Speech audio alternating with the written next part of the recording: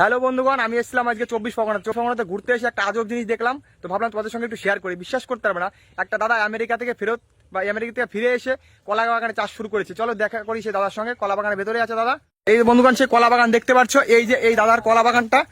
দাদা বলছি, এটা কি করে সম্ভব? কলা মানুষের গাছের মাথা থেকে বের না হয়ে কলা বেরিয়েছে গাছের মিডিলে। এটা এটা কি কলা দাদা? এটা রাশিয়ান কলা, রাশিয়ান। মানে এটা কি করে সম্ভব? এটা দাদা সবার উপর থেকে হয়, এটার পেট থেকে হয়।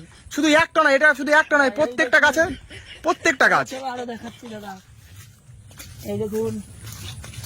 এটাও একই রাশিয়ান জাত? রাশিয়ান, রাশিয়ান, পুরো রাশিয়ান। পুরো রাশিয়ান। শুধু এদিকে না গাইস, তোমরা যেদিকে দেখবে শুধু সেদিকেই দেখো, প্রত্যেকটা কলা গাছের একই পজিশন।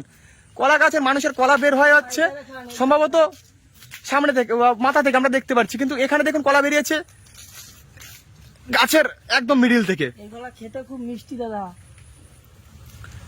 তো এই চারা আপনি কোথা থেকে আনলেন? রাশিয়া থেকে দাদা। মানে আপনি রাশিয়ায়, আপনি আগে কি করতেন? প্লেনে করে এক একটা কলার চারা 46,000 টাকা করে পড়েছে। আমি নিয়ে এসেছি 500 চারা নিয়ে এসেছিলাম।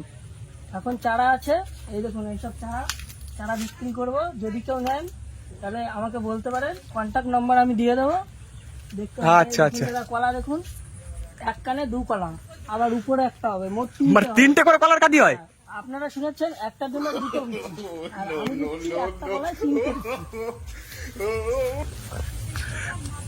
তো দাদা আপনি কবিকে করেছেন কলা বাগান এখানে, এই জাতের কলা? 5 বিঘে 5 কাঠা মতো।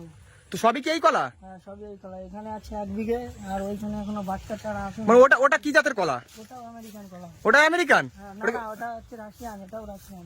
দুটোই রাশিয়ান আছে? হ্যাঁ, দুটোই রাশিয়ান।